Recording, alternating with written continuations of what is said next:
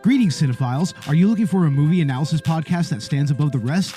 Then look no further than Collateral Cinema, the only movie podcast that matters. We analyze good movies, we analyze bad movies, and yes, we also analyze the in-betweens of the world of cinema. So if you like what you hear, find us on Facebook, Instagram, and Twitter.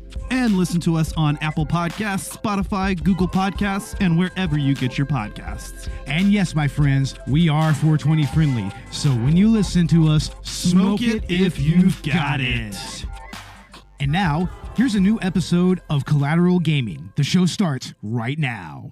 I'm Ashley Chancellor. And I'm Bo Maddox. And this is Collateral Gaming.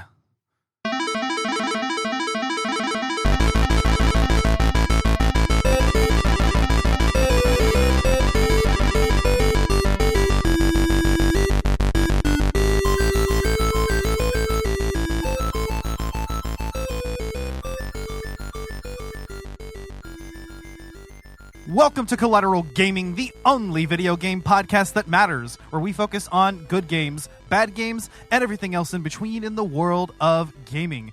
We are podcasting straight from somewhere in South Texas, and yes, my friends, we are a 420 friendly podcast, so whatever you have, smoke it if you've got it.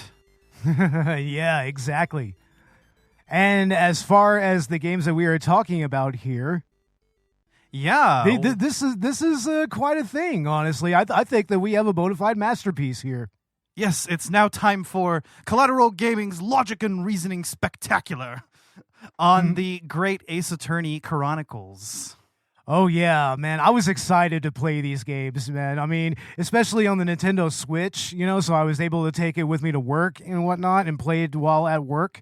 Mm-hmm. Oh, man, geez, I was blown away by this. This is a series that I think is best played mobile, which is funny because I think you've played through both the trilogy and the Apollo Justice trilogy on PS4, but I originally played these games on mobile, actually, except the Great Ace Attorney Chronicles is not on mobile, so I played these on Switch originally.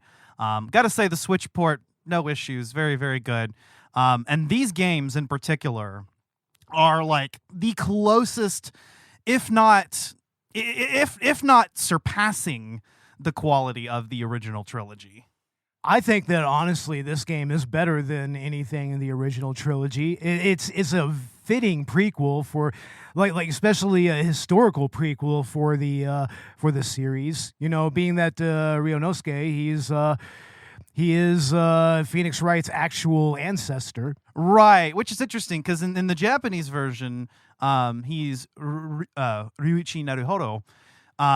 And so, his ancestor being Ryunosuke Naruhodo makes a lot of sense. But I guess it's more of a matrilineal line in the localized version. I see. Yeah, I see how that would make sense. Yeah, we can still make it make sense. His ancestor's Japanese. After all, the Ace Attorney world takes place in Japanifornia, so not surprising that the majority of its cast would have Japanese ancestors. But even so, even with the whole Japanifornia thing, this right here is a little more grounded in actual historical reality than any of those games, a little bit. Yeah, so this is set during the Victorian... it's set during the Meiji period of Japan and in Victorian London.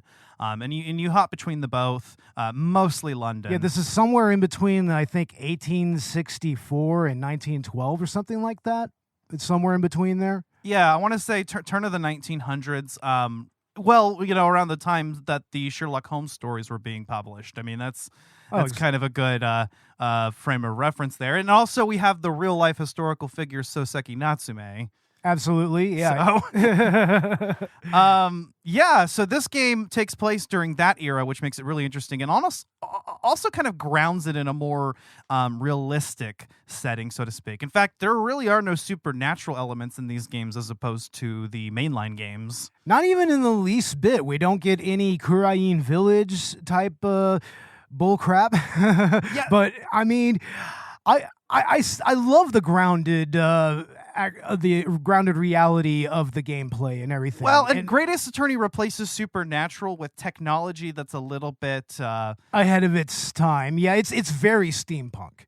Yeah, especially with Herlock Sholmes's and Iris Wilson's contraptions, and especially once you get to the end of the game, it almost gets kind of a little bit ridiculous at the end of the second game. This episode, we're actually going to be talking about the first game, the Great Ace Attorney Adventures, in part 1, and then part 2 we'll cover the Great Ace Attorney Resolve.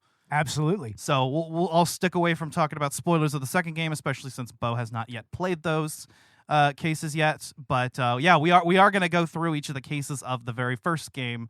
And really, the Great Ace Attorney Chronicles are two halves of one story. Yeah.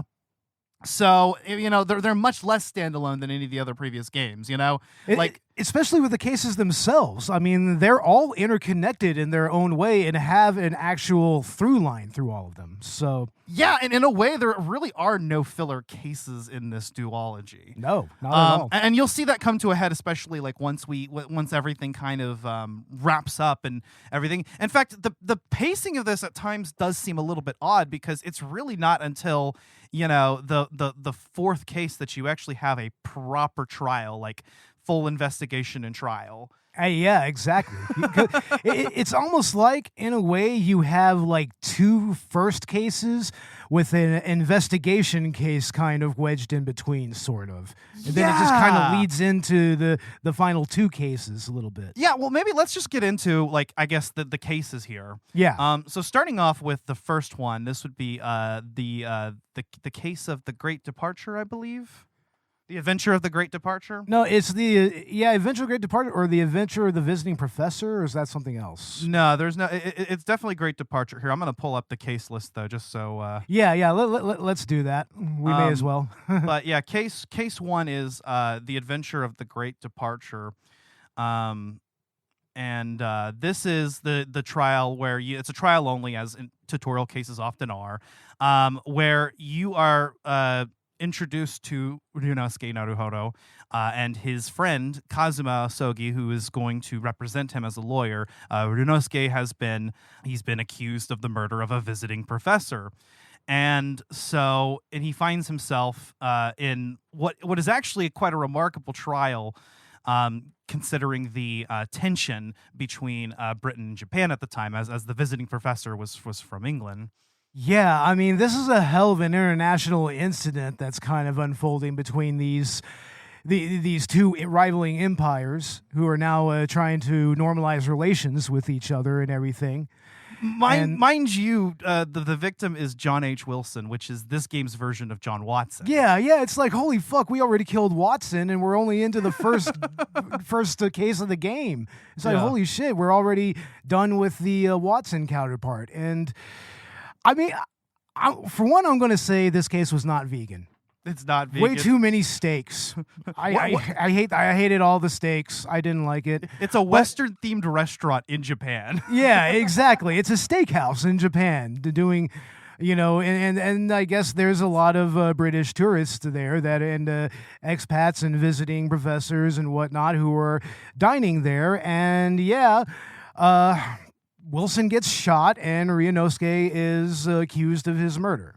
Yeah, and through a sequence of events, actually finds himself defending himself instead of Kazuma, so as not to risk his friend's future as a visiting student in London as part of a cultural exchange. Yeah. So, and Ryunosuke actually finds out through this trial that he actually has a natural talent for lawyering, which basically kicks off the events of the game. Yeah, and I love something that you pointed out earlier about the actual animations of Ryunosuke, especially early on in the game. You see him very, very unsure of himself. Yes. I mean, he's whenever he slams on the courtroom banister, he is always looking down and everything nervously.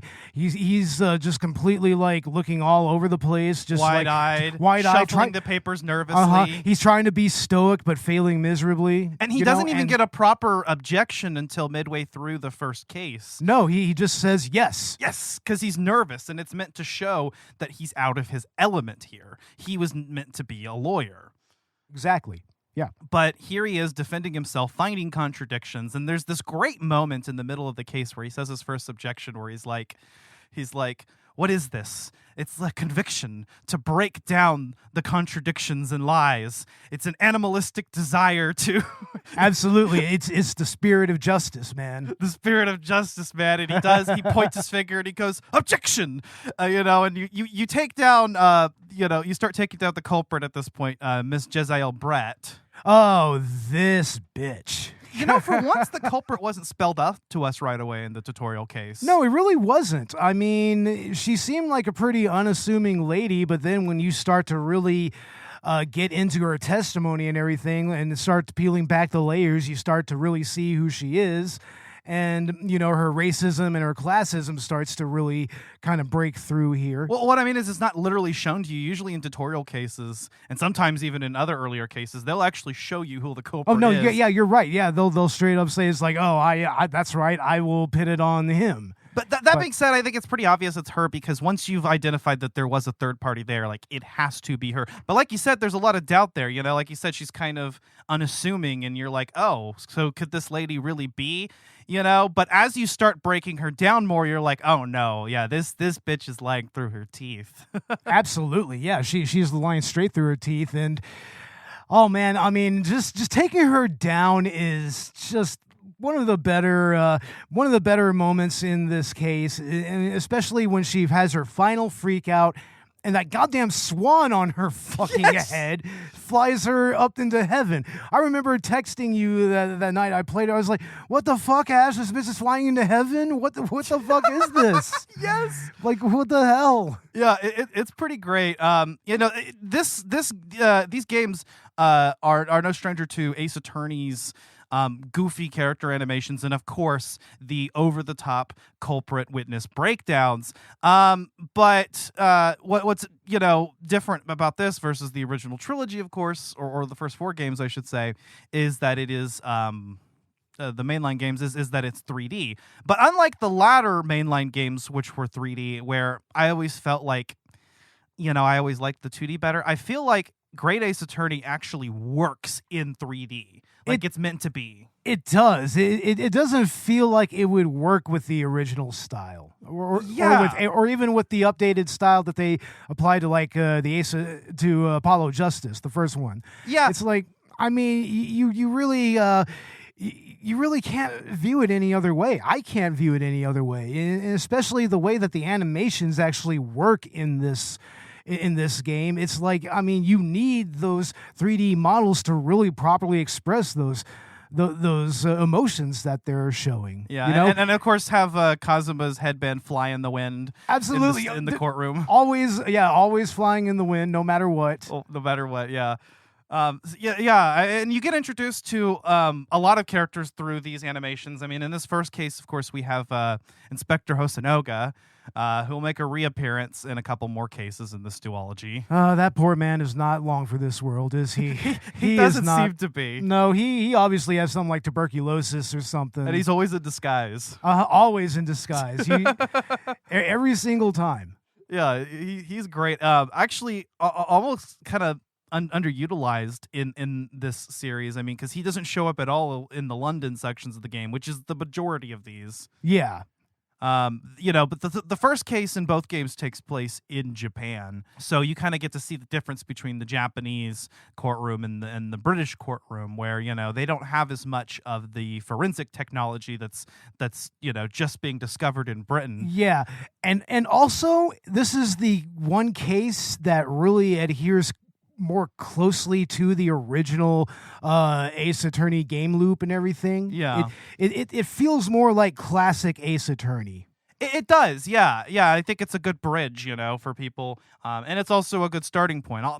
I'll still argue that the original trilogy is the best starting point, but this one's almost as good, really. Exactly, yeah. And so you kind of get introduced to the characters, to the mechanics, and there was something I wanted to say about this first case, but it seems to have escaped my mind. Oh, okay. I'll think of it. Damn it. Marijuana affects the memory, Ash. Don't you know this? Yeah, it does. Damn it.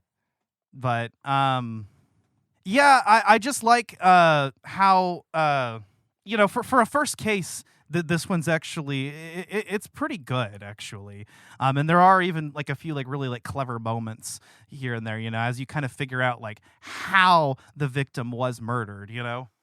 Oh, exactly. And most all of the actual murders that are perpetrated in these not only in this case but also in further cases, they actually seem very plausible.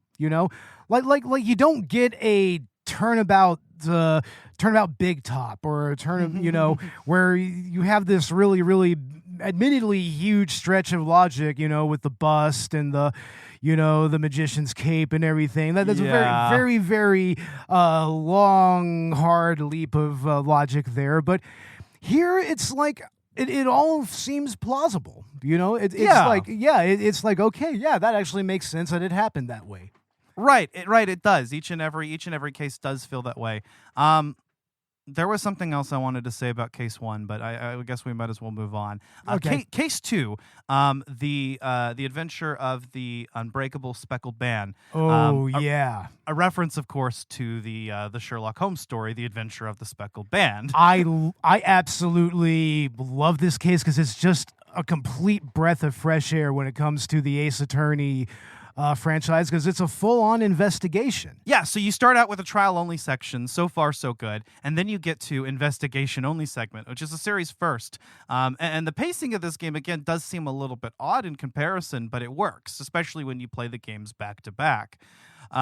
Which was great, the fact that, when these did get localized years after their release in Japan, they came packaged together. Exactly. But this one's cool. It takes place on board a steamship.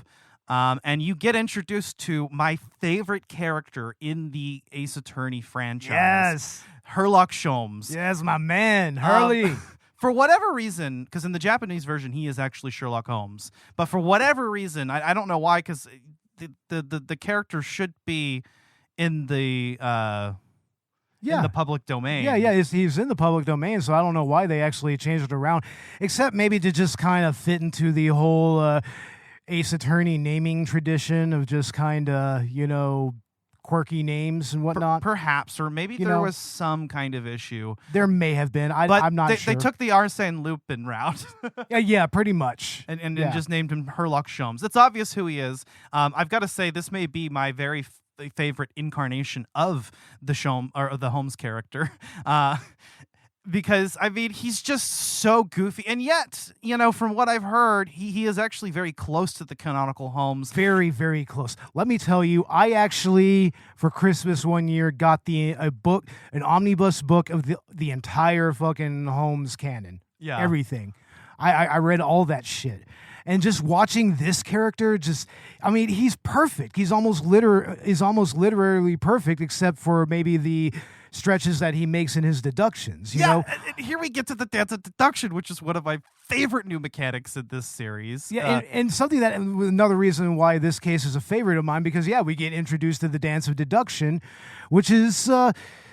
Which adds a great technical flair to the actual investigations. It makes the investigations a lot more fun. In the past, investigations kind of felt like that's where you're sort of dragging your feet, where the pacing kind of comes to a crawl at times in the games. And the great Ace Attorney Chronicles managed to fix some of those issues. And one of those is by introducing these dance of deduction sections. You actually look forward to them in each case. Because they're a lot of fun, and they're not like insanely difficult, but they're these sort of, puzzles that you have to figure out, and you feel really clever when you do them. Seriously. And for one, I just love the deductions that Sherlock comes up with first, It's like some of them are just like, my man, what are you talking about? Some of them I'm pretty sure are even taken from the actual Sherlock Holmes stories. Yes. So the whole speckled band thing here, that was an actual solution to one of his stories. It was, and that's what makes it great. But yeah, Sholmes's deductions are a little bit off, and this is where the character appears to differ, right, from the canon, is that he seems like he's a bit of an idiot. Now, in my opinion, though, I don't know that the series ever properly like directly spells it out for you, but I think it's pretty obvious that he's just kind of trolling everybody, and that he really does actually know the real solution the whole time. You're right. He pretty much knows exactly what's up. And also, he has his ear on the underbelly of London and everything, so he kind of has an idea. I mean, much like the original Holmes, you know? I mean, the original Holmes, he had a very real familiarity with the actual, you know, undercurrent of London and also the underworld and everything. Like, he kind of knew how that world worked a little bit, so he can and he put that into his deductions and whatnot. Yeah, but I love these dance of deductions because, you know, Sholmes will come up with this grandiose solution, and so what you're supposed to do is take his deductions, take his observations, and point to what he really should be making, you know, should be noticing, or a piece of evidence, you know, in place of what he's suggesting, in order to swap around. Because, you know, his deductions are always somewhat on the mark. You know, they get the you know, whoever you're questioning on edge. Well, I think that it undercuts Hurley's actual brilliance, is that, in a way, he is kind of hand-holding your way through those deductions to kind of come to those conclusions. I think, in a sense, you know, at a certain point, he's actually training Ryunosuke and you know, and showing him. And you'll see once you come full circle and you get to, like, the final dance of deduction in this series, because it actually, you know, it really kind of puts everything into perspective. But if you'll notice, you know, almost all the time when he suggests that someone's furtive glance is pointing in a direction, but he suggests the wrong object, like, the other thing is right immediately in the vicinity. So it's like I said, I think, to me, it's fairly obvious that, you know, Sholmes is trying to direct them to the correct item. He is, yeah. But it's still a lot of fun just breaking apart these ridiculous solutions with more plausible explanations, and them even kind of lampshading the whole thing by using, and more than one case, actually, the solution in the canon. Yeah. You know, as the more, you know, but wait a second, you know, how could you, snakes don't have ears, you know, how could you control a snake? And and also snakes don't consume milk or crawl up or crawl up. They're not really capable of crawling up a wall like that, you know. Not unless there's a way for them to get up there. And in this case, by the way, the victim is Kazuma, your best friend. Mm-hmm, exactly. The one who was willing to stand for Ryunosuke in court, but, you know, Ryunosuke ended up representing himself. But Kazuma was there by his side and constantly believed in him, and he was the one providing the legal advice and showing, you know, Ryunosuke how to do it. And so you'd already felt this camaraderie between them. So his death actually comes as a bit of a loss. And what really sucks is how he died, right? Because it's like it could have been avoided. No, it's so fucking avoidable, and honestly, it's what made me feel generally bad for the actual culprit of this case. I mean, I don't think she meant to do what she did. Nikolina Pavlova. Yeah, Pavlona. It's like, no, Russian ballerina. Russian ballerina. She no killer. She no purpose killer. She manslaughter maybe. Killer yet. Yeah, we have her and the Russian crewman. Mm-hmm, who are characters in their own right. Beef Stroganoff. Beef Stroganoff. No, I love how Stroganoff, if you look at his character model, and even in the cut scene, you can already see that the marks that his snake has been leaving on his face. So when the snake actually shows up, it's like, oh, I think I see what's going on. No, this isn't Pavlona's snake. This is his. Yeah, and so that's one of those things that, like, you could take notice early on, maybe, perhaps. Yeah. You know? Yeah, exactly. But, like, it's not immediately obvious. I mean, I don't know if I would have thought of, you know, he has this strange skin pattern, but I don't know if I would have thought of the snake wrapping around him. But then it does wrap around him in exactly the marking. So if you connect 2 and 2, then you might think, oh, no, this is actually his pet snake. Yeah, it's like, wait a second. It's like, I remember that from earlier. It's like, and that's why, in a way, this game is actually more rewarding of real observation than even some of the original mainline Ace Attorney games. Especially in the succeeding case, in case 3, it will actually fuck with you because, you know, if you examine a piece of evidence at one point, you'll actually see, you know, that it's, well, I guess we can go ahead and get into it. Yeah, we may as well. Go ahead. Case 3 is actually super interesting, and it's specifically because of this. So, you know, you look at the it's an omnibus. At the omnibus, yeah. right? And it's the actual scene of this fucking crime. Right. That they brought into court. If you happen to look inside the compartment, you can see that there's a bunch of things in the compartment and there's no way that somebody could fit inside. You may also notice that there are no bloodstains on the inside, on the floor. Mm-hmm, exactly. So if you are paying attention and examining all of the evidence, as you're getting it, this case will really fuck with you later on when you find that evidence, that the evidence has been forged, or that it's been modified. I saw it right away. Once I saw that blood stain, it's like, oh, that wasn't there. Yeah. It's like, and then opening up, it's like, wait, that's empty. Well, opening up the carriage, where the carriage man, he carries all his stuff. It's like, right. The trunk. So this is the first, somewhat, proper case in this game, where it's a real trial in the British courtroom. So Ryunosuke has traveled from Japan. Kazuma brought him on board the steamship as a stowaway because he felt that he had a natural talent for lawyering and he wanted to come with him on his foreign exchange student trip. But Kazuma dies. So at the end of the preceding case, they decide to take the month-long voyage on sea so that Ryunosuke can cram everything he needs to know about law so he can take Kazuma's place. He manages to convince Lord Male Stronghort to do so. Mm-hmm.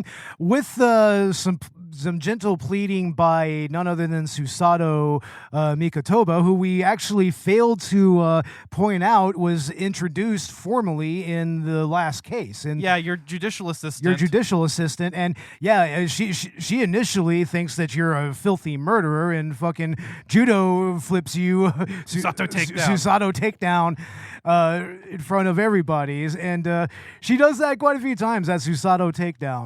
Yeah. It's like, that's like her signature move, pretty much. Even after, Ryunosuke's been cleared as a culprit and, like, she's totally loyal to him or whatever. And she'll still flip his ass over. It's like, damn. Here's something very interesting about the Great Ace Attorney Adventures, in my opinion, okay? The tutorial case and the case immediately after, the defendant is Ryunosuke himself. Mm-hmm, exactly. So you know that you're not guilty. There's no doubt whatsoever. That's why the third case really throws you for a loop. He's representing somebody with no time to investigate, no time. I mean, there is technically an investigation section, but it's literally just talking to people and being told to go represent this man with no knowledge of who he is. Absolutely none whatsoever. Mr. No. Magnus McGilded. Ooh, this Irish bastard. Oh, shit. First you think he's just so charitable. Yeah. With such a huge heart. I mean, hey, the local park is named after him, It's McGilded Park. That one old lady's just like, oh, I love that park. It's so nice and pleasant. Yeah. It's like, I mean, you seem so nice, but no. I started to really, really have doubts about him, like, almost halfway through this case. And you're meant to, I think, especially exactly. if you're taking notice of evidence, like I mentioned, and noticing where the story doesn't add up. And so it actually starts becoming apparent, that maybe he isn't actually innocent for once. One of the few cases in this franchise where the defendant is actually guilty of the crime. And in this case, the only other case where a defendant was actually guilty of murder was Matt Ongard. Yeah, I remember Ongard, and he was a real bastard. Yeah. So, and this is early, right? Like, that comes into, that's at the end of the second game in Phoenix Wright's trilogy. This is Ryunosuke's first, like, proper case that he's taking on as a lawyer. And it already stinks to high heaven. And this is case 3, of the game, which is really odd to think about, right? Yeah, traditionally, third cases don't really do well in this franchise. Typically, they're filler cases, and yet this one is actually pretty significant. It's it's quite possibly the most important case in the entire game, because it establishes McGilded, it establishes that there's something greater at work here, and then then that's understated by the fact that McGilded is dead by the end of the case. So, yeah.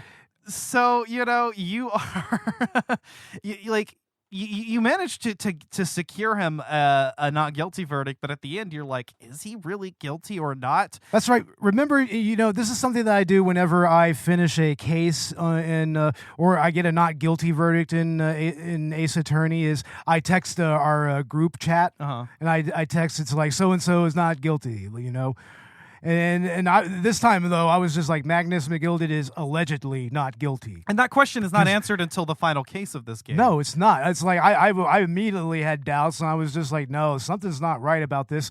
And when you're actually asked if anything was actually askew in the omnibus, I went ahead and says like, no, something's wrong there. It's like, and got a not so great response from McGilded. He was like, what are you doing, you son of a bitch? It's like, nah, you Irish bastard. It's like, you're foul. And Runowski's still learning, what it means to be a lawyer, what it means to believe in your client, but also to pursue the truth, whatever the truth may reveal. And so this case really weighs on him. And of course, we get introduced to the Reaper of the Bailey. Ooh, one of my favorite, if not my yeah. favorite prosecutor in the franchise, Barrick von Zieks. Barrick von Zieks is such a fucking arrogant asshole, but I love him. Racist prosecutor. Racist ass motherfucker. But it's like, oh my God, it's like there's just something about him. He's just charming. Pray forgive the discourtesy of filling my hallowed chalice while in court. He's straight up just drinking cup after cup of red wine. He's got nothing Bailey. on him with the coffee, right? No, nothing with him. And I think he smashes even more fucking chalices than Godot does coffee mugs. Yeah, so he fills the chalices with wine. He breaks them, flings bottles into the gallery, and slams his boot on the desk. And always asks for that we forgive his discourtesy. Right. Although there's like one or two instances where he'll do it and then he just says nothing, and then Runowski's like, "What? Forgive the discourtesy here? Like, what the fuck?" Yeah. And what's funny is if you press him about it when you investigate his office at one point, he says something about how like, well, if these wine bottles are so expensive, why are you always casually flinging them around? And he's like, I only do so whenever, you make an inane remark, my learned friend, or whatever. So it's like, it's your fault that you're wasting. It's your fault that you're wasting my expensive ass Bordeaux. It's like it's your fault, my learned Nipponese friend. Yeah. So this guy, Barrick van Zieks, is the Reaper of the Bailey, a mystery not resolved in this by the conclusion of this game. Right. The supposedly that everybody he ever prosecutes meets a bad fate if they somehow get acquitted in court, and he only typically prosecutes cases where like he truly they're like the most heinous criminals, and he truly believes they're guilty, so even if they manage to secure an acquittal through bribery or whatnot, somehow the defendants always end up dead by mysterious circumstances, whether by natural causes or acts of God. Alleged acts of God. Yeah, so it's a bit odd, but supposedly there has been no connection found between Van Zieks and these incidents, and so he's been allowed to prosecute. Which honestly is kind of telling how quickly McGilded was offed, if that's the case. I mean, he was pretty much offed like that night. Yeah. And so again, it's the curse of the Reaper strikes. Mm-hmm. It's like he secures an acquittal, and yet the dude burns in his own carriage in the courtroom or the omnibus. Mm-hmm, exactly. Which, by the way, is a cool setting for a murder, right? It is, man. It's a classic setting, especially in Victorian England, And it kind of stays true to how that type of traffic actually was in Victorian England as well. Like you have the like the fucking carriageman, and then you have like the top of the carriage, and then you have the actual inside and everything, and then you have and also the price for a ride and whatnot. It's like they stuck they stayed true to that. They do. It's a real interesting setting. You have a couple of interesting witnesses, and of course you get introduced to Gina Lestrade. Oh hell yeah, Jenny. Yeah, which, you might recognize the name from the Sherlock Holmes stories, except Lestrade is an inspector in the story. So interesting to see where her character journey goes in this duology. I won't say a whole lot more, but you do get introduced to her in this case, and you realize that she may know more than she lets on. Oh, absolutely. I mean, she even has a device that she lifted from Iris and Hurley. Because she's a pickpocket. Yeah, she's a diver. Diva. She's a diver. Yeah, I love, by the way, how they managed to convey all of these accents in game. Like you'll hear us like doing the accents because when you're reading this, they managed to. The localization team did a great job of actually like emulating the intricacies of the pronunciations of these various dialects. Like for instance, I mean, on the streets of London at that time, not everybody was Cockney. Cockney is a very, very specific kind of dialect there. And I mean, there's also the more working class type of dialects, and then you even have dialects not of the upper class, like the middle class, like the Garadebs, which is kind of posh, but still a little more grounded. And then you have Fairplay, who's an Australian. Yeah. And McGilded, who's an Irishman. Mm-hmm. Yeah. Oh, he's a classic Irishman. Yeah. Like, straight up like top of the morning to you. Yeah. Like that sort of thing. And also just Hurley and Iris. So like, I mean, they just have very proper upper middle class British accents. You know. Let us begin our art of deduction. Mm-hmm. Exactly.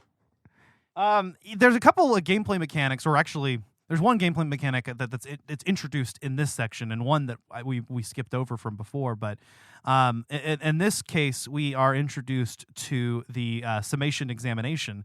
Another one of my favorite new gameplay mechanics in this duology, because what it is it's a second chance. The British courts in this game, in these games, have a jury, and so at some point during the trial, if all of the jurors unanimously vote guilty, and at least once in every trial they will. That fucking jury, man. When they just all say guilty.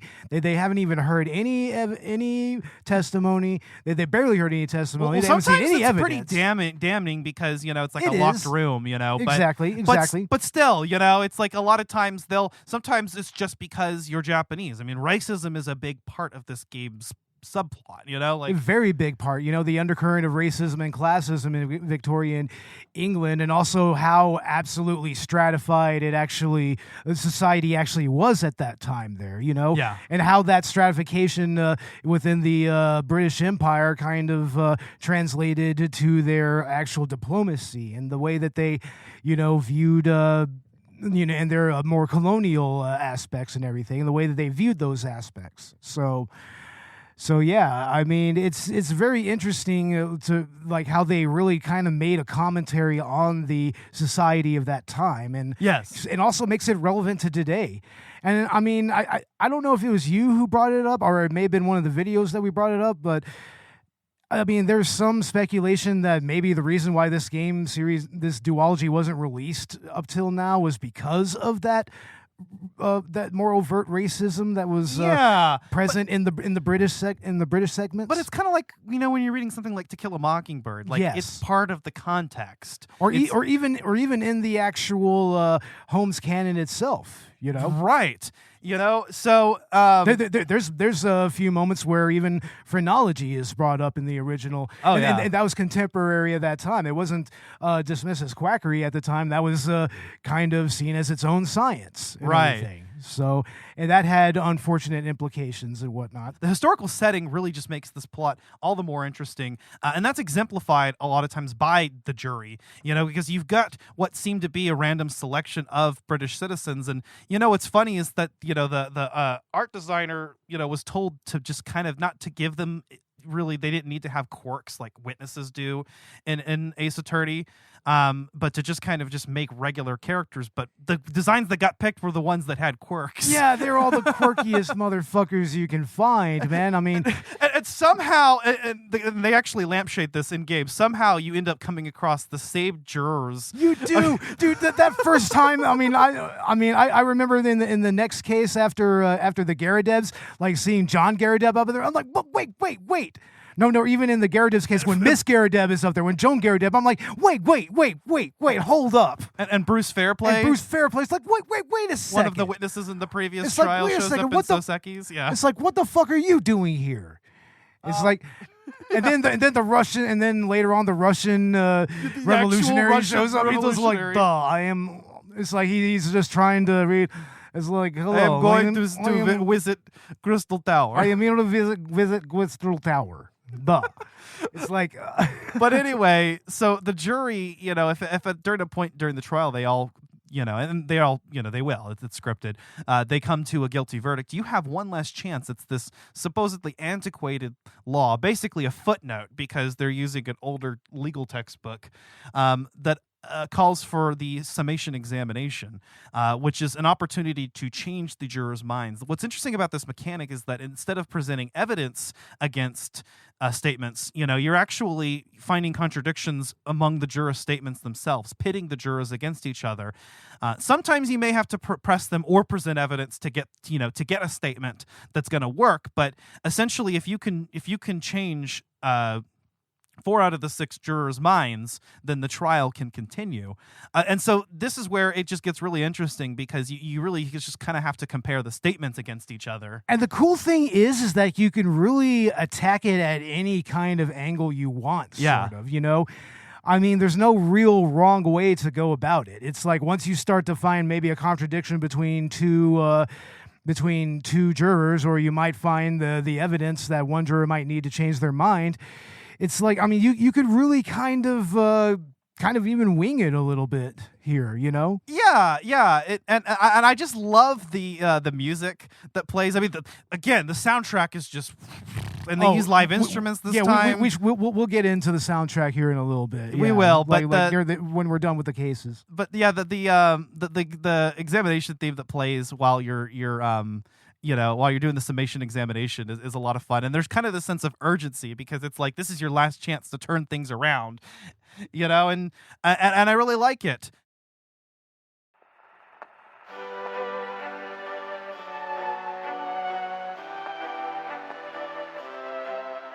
Yes! I will become a lawyer. I have to.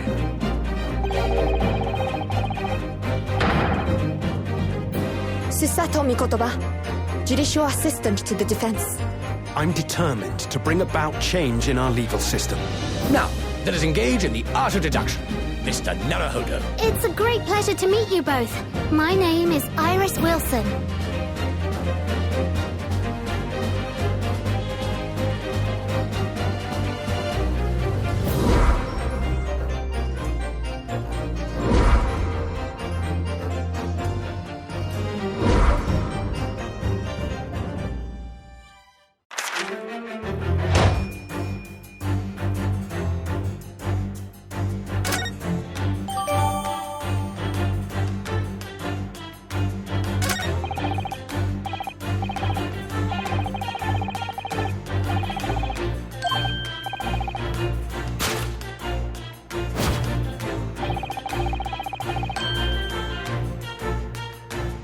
Yes!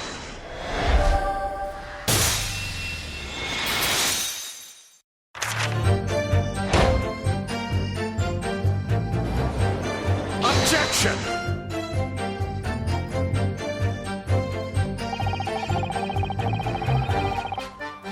The Nipponese are a truly fascinating breed. Objection!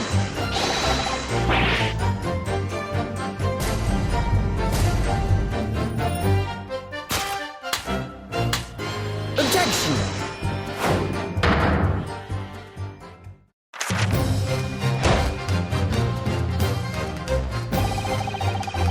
Hi!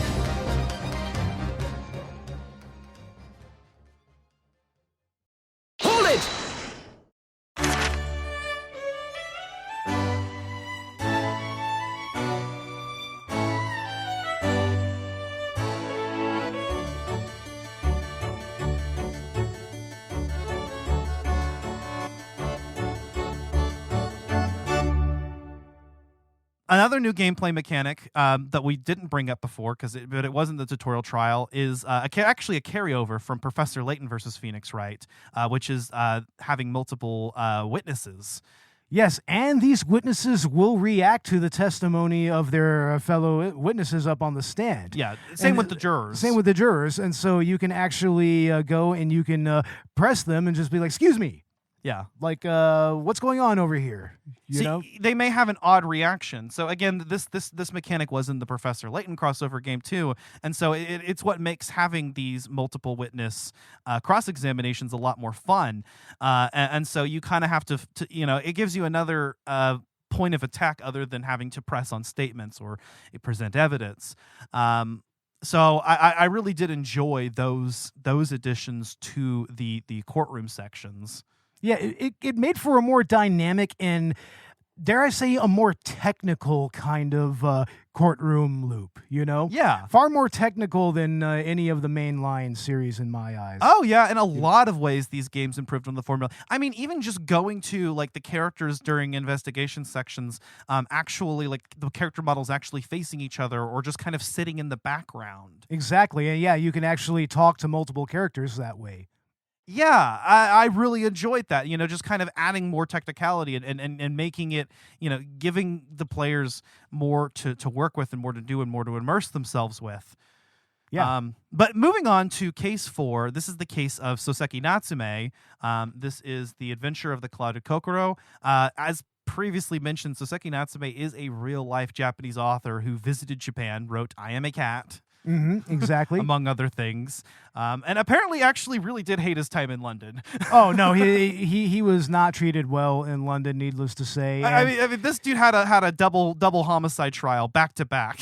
Yeah, seriously, what the fuck, man? And was treated with contempt, because people are fucking racist. So, oh man, Soseki got the wrong end of the stick.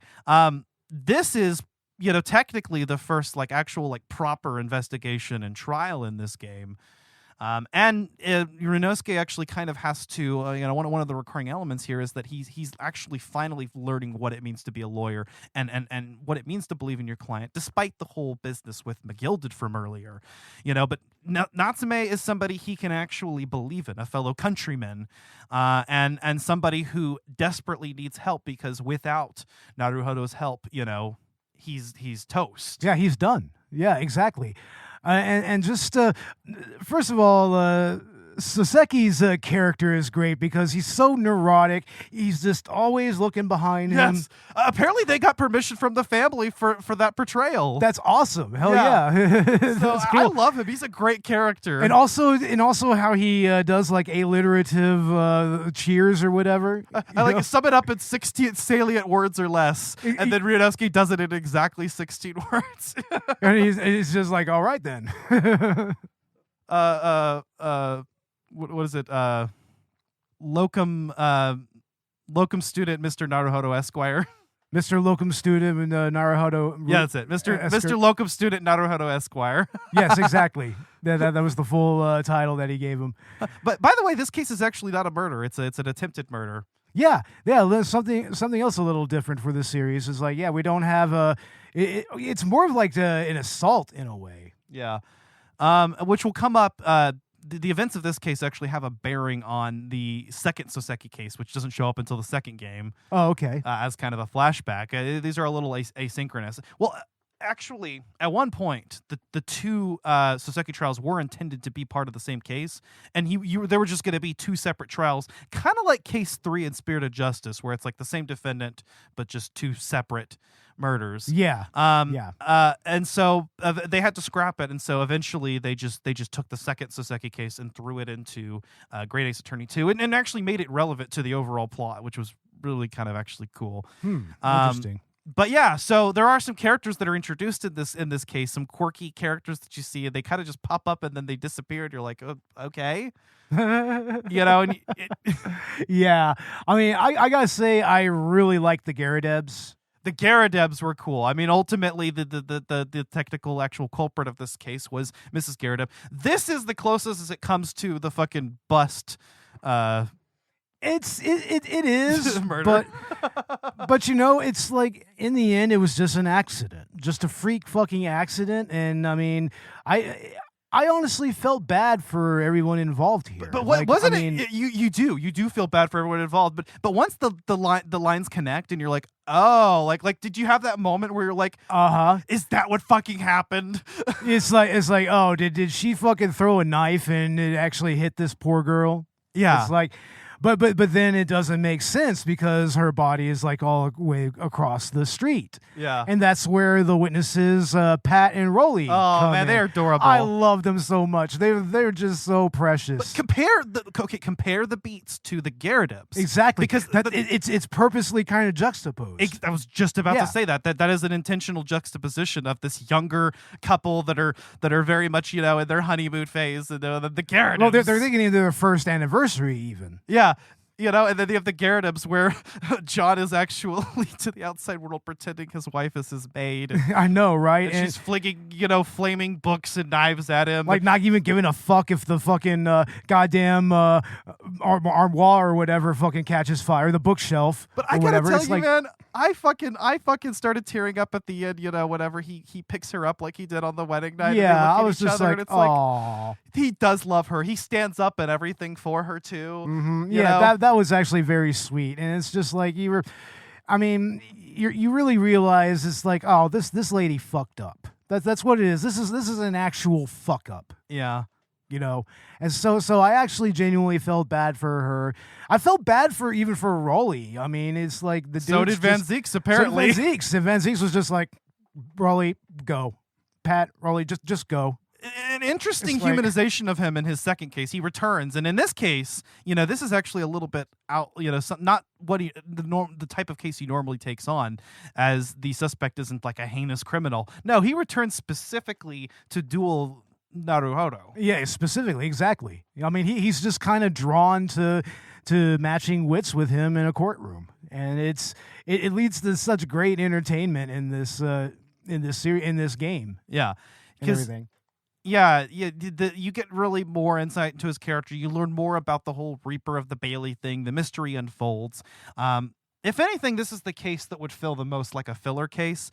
But at the end of the day, when you consider this and the other Soseki case together, it does become significant to the overall plot still. Yeah. And it's very much needed. And so what feels like a case 3 is actually like is actually a pretty good case. It really is. It's actually really interesting. I mean, it's a case 4 this time. It's a case 4 this time. So it's like, yeah, it's kind of an interesting flip around when you compare it to the other Ace Attorney games. Yeah, it is. All right. Well, I guess getting into the final case. This is the case.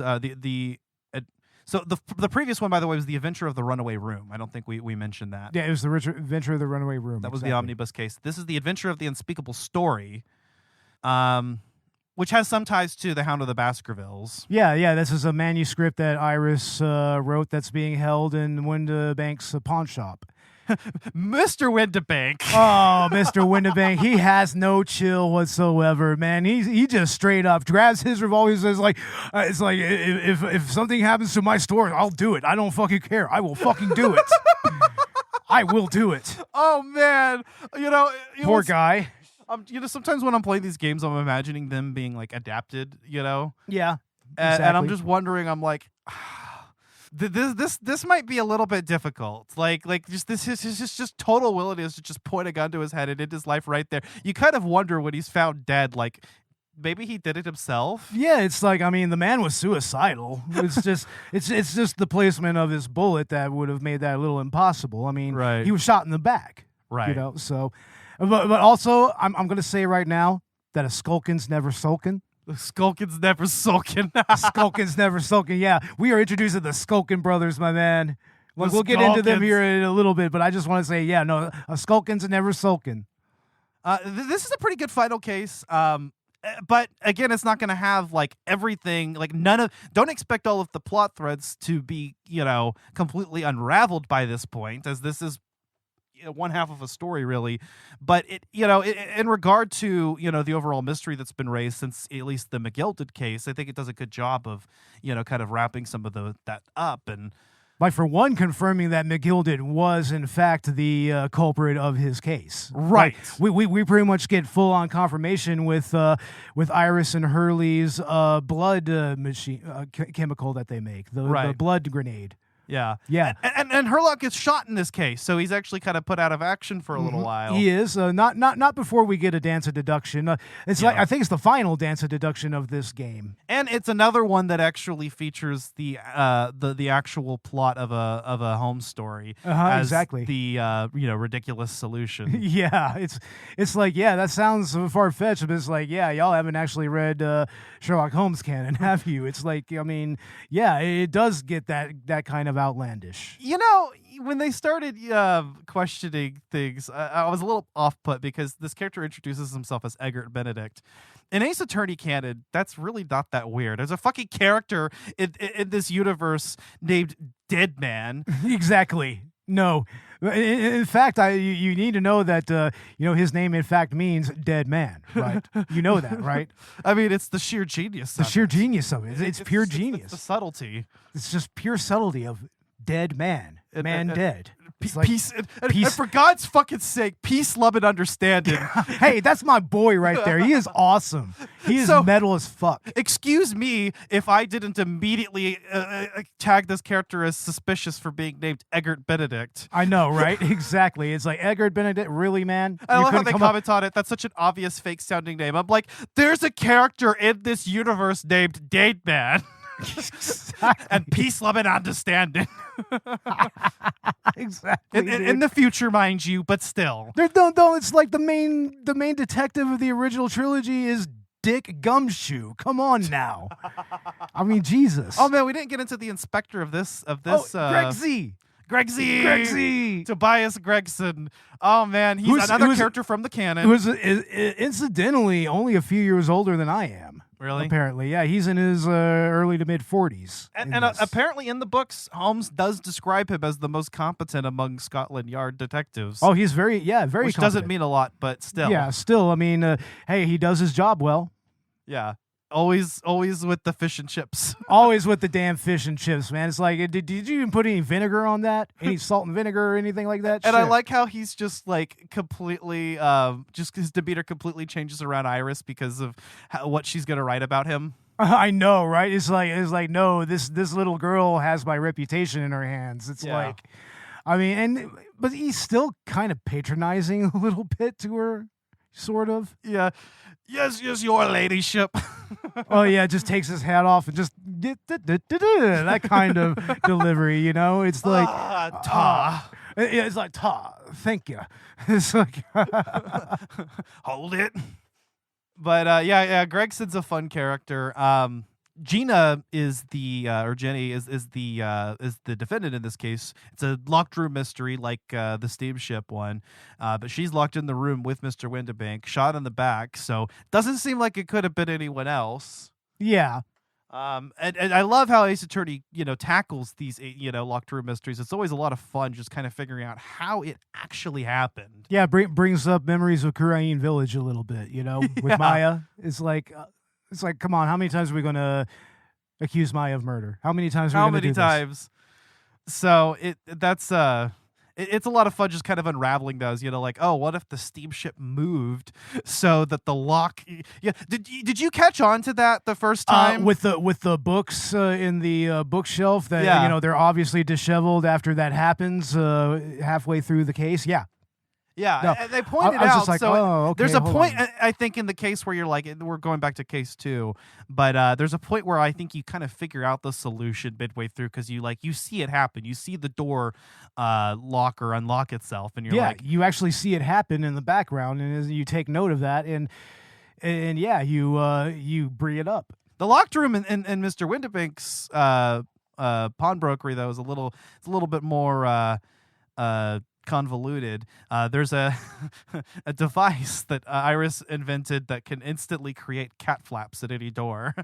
Yeah, this is probably this is where the fantastical technology really comes into play here. It's like It's such a specific device, and the fact that it becomes like the determining piece of evidence in this case is just beyond me, man. It's a little it's a little wacky. Like I said, the technology is where we get like the supernatural aspect of the other games, you know. It's just that fantastical steampunk technology that shouldn't exist in that time, you know. You're telling me, man, I don't even want to tell you what happens in the final case, because that one actually pisses a lot of people off. I kind of just take it with a grain of salt. I'm like, there's spirit mediums in this universe. Yeah. But yeah, the cat flap machine was kind of fun. I liked how the culprit of this case, Mr. Eggert Benedict himself, his name was Ashley Graydon. So great to see another man named Ashley. Another Ashley being brought up here. And he's actually kind of a really cool culprit. He really is. I mean, yeah, he and also he's involved in the actual espionage at the heart of this case and everything with the Gilded and whatnot. But I mean, also it's like when you actually figure out that he was actually born on the same block and in the same place as the Skulkins. Yep. Yeah. Which, by the way, the Skulkins, man. Let's talk about the Skulkins. Never sulkin. The Skulkins never sulkin, governor. It's like, governor. Hello, governor. It's like, for one, they're obvious Wario and Waluigi clones. Yeah. Very obvious, you know. Like even to the point that the shorter brother is the older one. Yeah, which is fantastic. And I love how they keep on trying to make Gregson part of their squad. He's like they keep on thinking that he's their older brother, and he's just like, no, don't lump me in with this lot right here. It's like keeps on saying it. Yeah, but he's there with them during all the cross examinations. Yeah, which is interesting. Okay, so one really cool aspect of this case, and something you really have to pay attention to, or you'll mess up, is later on in the case, you'll be asked to point to who should have a specific piece of evidence, the either the music box or the disc. I think it was one of the discs. Yeah. And so the natural answer would be Gregson, but if you were paying attention, and during a particular cross-examination, you happened to look and pursue Gregson shaking one of the Skulkin brothers. Yeah, exactly. Then you might remember that and realize that the music box should be on Mr. Skulkin. Mm-hmm. Yeah, it's on the taller Skulkin. Yeah. Yeah. So that was actually really cool, because I think in order to progress, you do have to catch them doing it. So the game kind of like shows you this moment that doesn't seem to have any significance, but you have to pursue it to progress, right? And then later on, you know, they kind of side eye you. They're like, you know, well, would it really be on Gregson? Like, would he be dumb enough to have the music box on him? And you're like, oh, and so you kind of have to think, you know? Yeah, it's like, I mean, no, he would have to offload it at some point if he really wanted to, and making the deal was the way that he offloaded it and everything. So yeah, I mean, it does make sense when you really actually look at it and you really like just watch what he does on the stand. Yeah, it's something, you know, again, like, yeah, you just kind of pay attention to these things. Also, this case ends with one of my favorite sequences.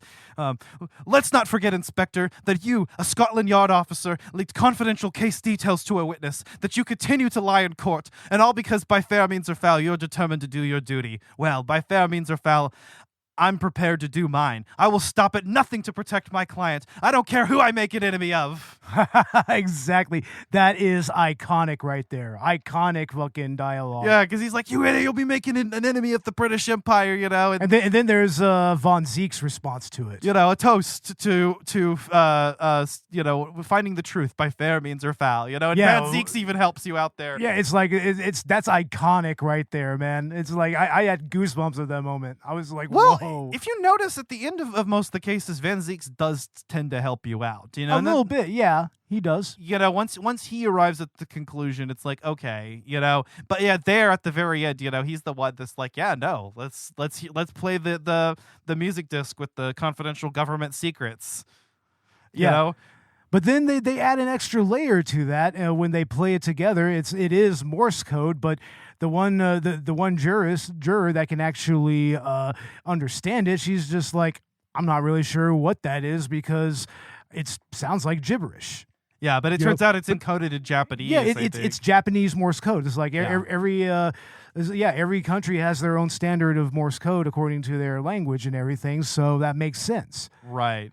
So, I mean, once you put that two and two together there, it's just like, oh, okay. And it's not really revealed until after the case when you've rushed off to catch Susie. Yeah. After the case has been resolved, you and Hurley and Iris, you take an express train, which causes all kinds of chaos, apparently, that Hurley has to pay for. And, they catch Susato about to throw the British Book of Law into the ocean. Yep.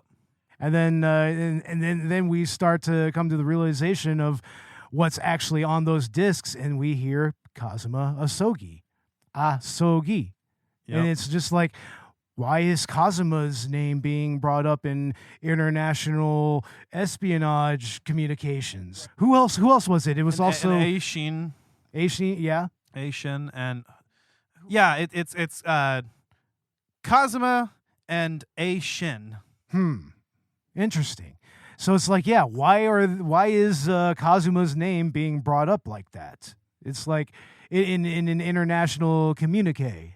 It's like, Yeah, like what's going on here? Exactly. Yeah. It's like, what exactly was on the rest of those discs? That's a mystery to be resolved. So, the game kind of ends on that note. And so you realize that the story's not over yet. Now, originally when this was released, it was this game came out, I think in 2015. And then we got Spirit of Justice in 2016. And then Great Ace Attorney 2 in 2017. So, there was some time left in between these. Now that these have been packaged together conveniently, you can play them back to back. I actually played the cases in chronological order. So I actually played the second Soseki case when it was supposed to. I don't recommend doing that for your first playthrough because there are some introductory scenes that don't make a lot of sense. I can imagine so. I mean, isn't that case kind of halfway through the next game, or it's the second case? It's the second case. Okay. Yeah. But in any case, these games are meant to be played back to back, I believe, and I'm glad that they're packaged together and that they were eventually localized, because the longest time they weren't. It wasn't until 2021 that we actually got these in the States, and apparently that's because they didn't do so well. Yeah, they didn't do well in Japan at all, which is a surprise because this is Ace Attorney like at its peak, really. I mean, this and the original trilogy, in my opinion, are right up there for me. But in a lot of ways, this is kind of superior in terms of technical gameplay. I know why. Not enough big booby anime women. No, there wasn't enough April May or Mia Fey or anything like that. Yeah. Yeah, that's why, or Desiree or anything like that. That must be it. Yeah, no, that's exactly what it is. And in fact, due to the lackluster sales of the first game, caused some budget cuts, I think, with the second game, and so they cut things like the animated cutscenes that are in this one. Oh, and the animated cutscenes in this game are beautiful. Beautifully done, beautifully voice acted. Yeah. Really well done anime cutscenes. Sorely missing from the second game, although they do have just full 3D cutscenes instead for the important parts. But I did like those anime cutscenes. I mean, we see them in Dual Destinies and Spirit of Justice too. But I felt like these ones were actually better quality. Yeah, anime. Just a nice touch overall that kind of just carries the vibe. We touched on the music earlier. Oh my God, this is quite possibly the greatest game soundtrack I've heard in a long time. It's purely orchestral. I mean, it's fully orchestral, and it's got that characteristic Ace Attorney feel to it while being Victorian. Victorian, but also very. It's like a melding of classical British music with traditional Japanese notation and everything. So it's it's kind of the best of both the Victorian and the Meiji era there. Yeah, and then everything from the cross-examination themes to the objection theme and that beautiful song that's in whenever you're at the actual Naruhodo law firm at their office. It's like dun dun dun dun dun dun dun. That is beautiful. That one is beautiful. I also like. I think that's actually Susato's theme. That's Susato's theme. It's so beautiful. I love it. I also like Holmes's themes or Sholmes's themes. like his main theme, and then like the Dance of Deduction themes that like progress as you go through the sections of the Dance of Deduction. Yeah. Those are great. I like how they withhold their pursuit theme. This may be one of my favorite pursuit themes in the series, and they withhold it for the final case. They do, and it's so awesome. That's a is that one? Or is that from Great Ace Attorney 2? I think that's from the second one. Yeah, the second one like has a pursuit theme at the very end that's actually kind of an arrangement of Ryunosuke's objection theme. Okay. But this was more like dun dun dun dun dun dun dun dun dun dun. Fuck yeah. Beautiful. I love it. And Great Ace Attorney 2 adds like a prelude section that actually works really well seamlessly into the actual pursuit theme that they play at all of their cases. That just chef's kiss. Or even Iris's theme, which is just this really fun, bouncy, kind of popping kind of sound in the background. It's just really fun. Kazuma's theme. Or Kazuma's theme is just like, really stoic, you're just like, oh man, he's a badass, and he has a badass theme song. I want to say more. We'll save it for the second game. Oh man, it's like the music in this game is superlative, and I think it's what really makes this the top-notch Ace Attorney game. Yeah, the soundtrack just sells it. I mean, that's what makes this really work. Even though it's a visual novel adventure type, I think what really makes Ace Attorney feel compelling is the music, and the sound design. That really sells the thing, and it makes it feel like you're actually participating. That, and then there is quite a bit of degree of actual like decision making and movement, more so than in other strict visual novels. Yeah. But in this sense, even more so, we get some of that. Like you mentioned earlier, you can select character models in the background of scenes in order to talk to them. So you're adding a little bit more of an element. And with the use of 3D, we can do a lot more with these character animations, and with the Dance of Deductions. I mean, that's just mesmerizing, just watching them just kind of dance around the room and the camera's rotating around. This is something that wasn't possible in, the mainline Ace Attorney games. No, it's like that was all just straight sprite-based. But these 3D models, I mean, yeah, it's like these are the most expressive Phoenix Wright or Ace Attorney characters I've ever seen. Yeah. Like the most expressive. I mean, just looking at Herlock alone. Looking at Herlock, like he may have more animations than any other character. That's why like he's my favorite. He's just got like just so many different moods. I mean, I love his like. Oh, he's like manic depressive or something. Man. Yeah, he gets in that mood, and he's just like, oh, nothing is worth anything. Fuck life, he just goes into straight fuck life mode. He does. And then going back to, Ryunosuke's, his natural, his progression as a lawyer, we see that through his character animations as he becomes more confident. We see less of the nervous animations, more of the confident ones. We see him transition away from, and using objection properly in court. In the first case, he does it midway through. And then, in his second actual trial, he's still kind of doing the yes thing at the beginning of it, but as he comes into his own, as he comes into his element, you kind of see that, and that even builds up throughout the second game as well, as you see him become a more competent lawyer. I think his character arc is just really visible here. And I mean, Phoenix had a similar progression, but it felt a little more gradual. I think here it's a little bit more visible. You can see how he comes from somebody who wasn't even a law student to a lawyer who ends up essentially dismantling the British judiciary system. Spoiler alert. Excellent. But yeah, like him, Susato with her little book that she pulls out of her sleeve, and oh, I love that, and she always knows exactly what to bring up, and she is really the best judicial assistant. Oh, for real, she is so cool. I mean, if anything, like based on legal expertise, it's almost like she should have been the one to be the lawyer, and Ryunosuke should have been the legal assistant. It kind of feels that way a little bit, right? It feels that way at first, but what Ryunosuke has, that Susato lacks, or even Kazuma to an extent, is just this conviction and really just this ability, similar to Phoenix, to just turn things about on their head and to come up with these He doesn't seem to rely as much on bluffing as Phoenix does. No, that's not really a part of his actual repertoire. He's really about just kind of really picking apart the actual testimonies and exposing the contradictions in a more natural way, In my opinion, Ryunosuke is actually the most competent playable lawyer in the games by the end of his character journey. Yeah. Or really midway through. Just start playing through the second game and you'll see what I mean. Like, even just the way he builds his cases is just night and day difference. Yeah. Something I said before, earlier about Phoenix and like the later games too, but you kind of get to see Ryunosuke kind of go through this growth and be, come into his own, and it's really beautiful. Just this foreign exchange law student who wasn't even supposed to be there. Yeah. Just come in and just fuck shit up.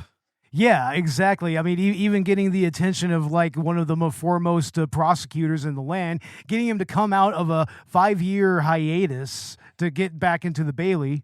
Well, to be fair, he came out of the hiatus for McGilded, but he continued to prosecute and even prosecuted clients he normally wouldn't in order to lock swords with Ryunosuke. And then that's a pretty big deal. So in a sense, Ryunosuke helped him come out of retirement. So there's a lot of mysteries unsolved, like the Reaper of the Bailey, even some of the circumstances around McGilded and, why he had that music box and, everything. But all in all, I mean, I think that it's a pretty fantastic story. Like I said, it's just you've got to play the second game to finish it. Yeah, exactly. Yeah, as it stands right now, I only have half of the story. So, but what are your final thoughts on the Great Ace Attorney Adventures?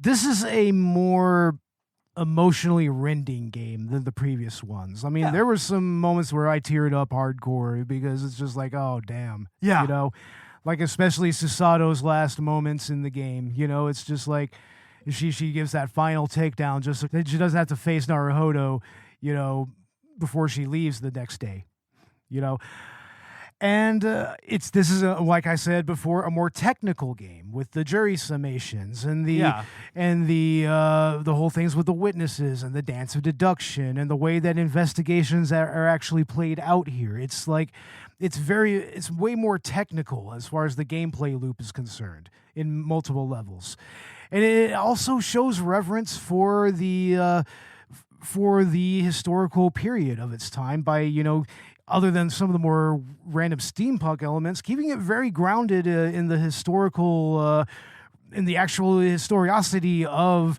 Victorian England. Yeah. And honestly, this is quite possibly the best cast of characters of any of these games.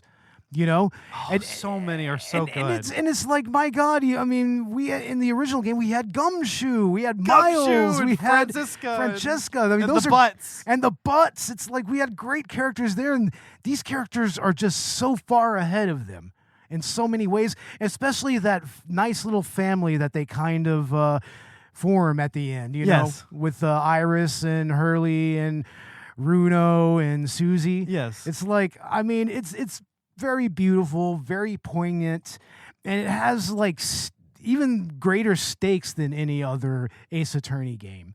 With the actual international intrigue that's brought into it. Yeah, it has higher stakes, and it just has a better overall presentation of the classic, both the classic gameplay loop and the new, more modernized additions to it.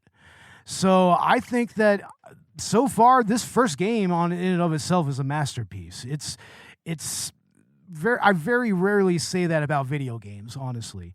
There's very few of them that I will say is a masterpiece. This is one of them. It really is, man. And as for somebody who just immensely loves the Ace Attorney series, this just made me fall doubly in love with it. It's like I was already in love, and this made me fall like even more madly in love with the franchise in a way that, the previous games between the trilogy and this just hadn't. I played through the original trilogy, and that was just like peak. And then I just kept wanting to play, and the other games were really good, but this was what brought me back and was like, oh my God, and it even does a few things better, and like the characters, the story, the emotion, the music, everything is just perfect. It's so good.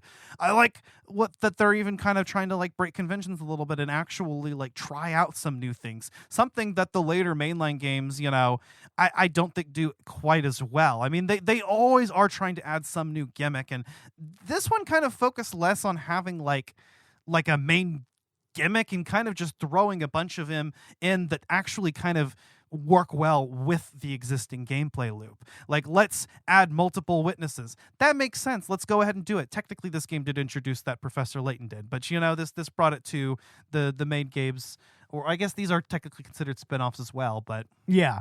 But anyway, more people played these than the Professor Layton one, which is a masterpiece as well. I love that one. I'd love to talk about it someday. But taking the summation examination, like involving the jury in the trial, natural, makes sense. The dance of deduction, let's make those investigation sections even more fun, and actually, this game in a lot of ways addresses some of the issues, some of the staleness. And despite the fact that a lot of the plot, threads are very parallel to things in the mainline games. Yeah. This still feels like a breath of fresh air, both in terms of gameplay and story. Despite the fact that at its core, it's essentially the same thing. It's better. Like, this feels like the natural evolution of the series. It almost feels like, maybe when Shu Takumi didn't want to continue to do stories with Phoenix Wright, this is kind of something, this is what he would have had in mind. Like, let's just kind of focus on an entirely new setting within this universe. And, Yeah.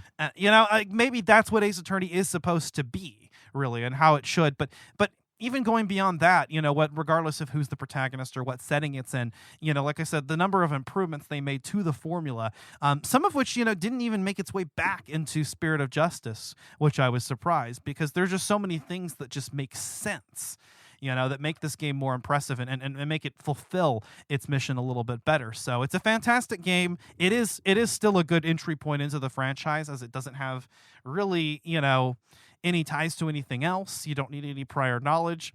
That being said, I do recommend starting with the trilogy if you haven't played those. But after that, I mean, you can really play these at any point. Yeah. But I recommend you do play them together. Like, don't play like in release order, for instance. Play Great Ace Attorney 1 and 2 back to back. Absolutely. Yeah, no, that's the way to do it. And we'll have more to say about Great Ace Attorney 2 in particular on part 2 of this episode. Yeah, I'm looking forward to that. I'm looking forward to playing the second game. That's going to be a lot of fun. Yeah, it is, a fitting conclusion to what started here. But I think Great Ace Attorney 1 Adventures gets a lot of points just for being the first to do this and kind of revolutionizing the series in a lot of ways. And I'm really excited to see, what we get with Ace Attorney 7, now that we've actually had a few years. And, I think that, maybe the team on Spirit of Justice was already working on it while this was in development, Yeah. And that's why we didn't see as much, synchronicity. But yeah, I mean, Great Ace Attorney 1, what else is there to say? It is a fantastic fucking game. Go play it, especially if you're an Ace Attorney fan. Like you need to play these two. Start with the first one, and then make your way through. It's really a hell of a trip. It really is. But Bo, what's going on Collateral Cinema? I know we just did wrap up our season. Yes, right now we have the season finale, Cloak and Dagger, out. We will be doing our anniversary episode here very soon, our Mike-versary, I should say, and we will be talking about Happiness of the Katakuri, so look for that.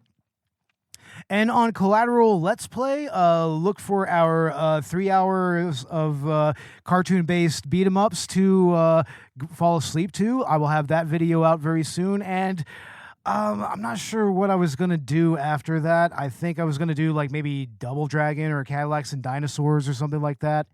So look for that on our YouTube channel. Hit that like button, subscribe, and hit the notification bell whenever you go there. So fuck yeah. As for Collateral Gaming, like I said, part 2 of Great Ace Attorney Chronicles on the Great Ace Attorney 2 Adventures. We're also going to have an episode in the interim on the Paper Mario remake. I've been playing that. Loving the hell out of it. I mean, yeah, there's a frame drop or whatever, but other than that, it's the same game, and it's fun playing a game from my childhood again. So excited to talk about that. Probably going to be a solo episode, but we could do maybe one of those this season. I'm comfortable with it. yeah. Other than that, we'll be getting into like the rest of our season here. I know we have Nightfire and Dune. Wow. To get through. And that should be the end of Collateral Gaming Season 6.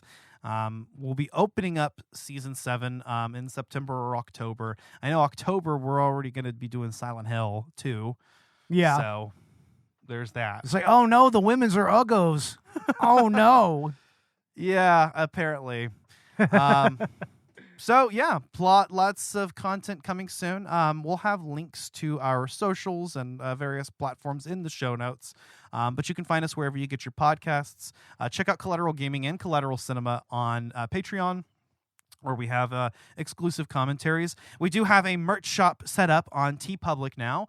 We have everything from tees, jackets, hats to tapestries, stickers, mugs, phone cases. Yeah, exactly. We got it all, bro. Yeah, we got it all, bro. It's like, and we have it in with our logos for Collateral Media, Collateral Gaming, and Collateral Cinema. And we probably will have exclusive designs out very soon. I really want to have a design involving Robert because we just need to make Robert into an icon. I mean, he's just a character. He's an icon. He's an icon. He's iconic. We got to make him iconic, because he cannot and he will not. And we have to talk to his agent. Talk to his agent. We have to talk to his agent. So, I mean, exactly. So, yeah, look for that. And we do have a Spreadshirt account as well, but I mean, I don't know. We push the TeePublic more because they actually reached out to us and gave us an affiliate link and everything. So, yeah, we're going to push the TeePublic a little more.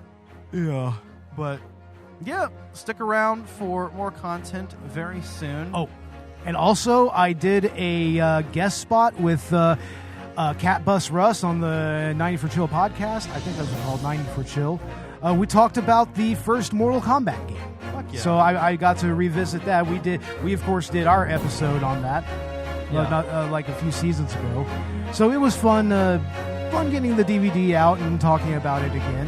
Fuck yeah. I mean, even maybe learning a few new things about it. So yeah, look for that on the 90 for Chill with Cat Bus Russ. Look for that. Hell yeah, man. Well, with all that being said, I think there's only one more thing for us to say. Only one word to say. I mean, otherwise, we could just keep doing this podcast forever. What do you think about that, Bo? I think that I have an objection.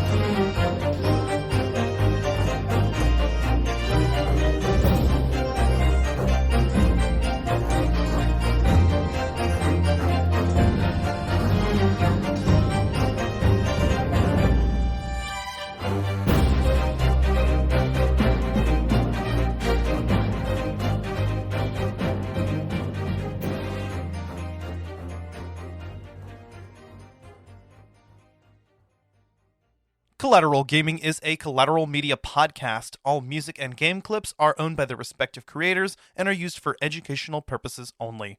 Please don't sue us. We're poor.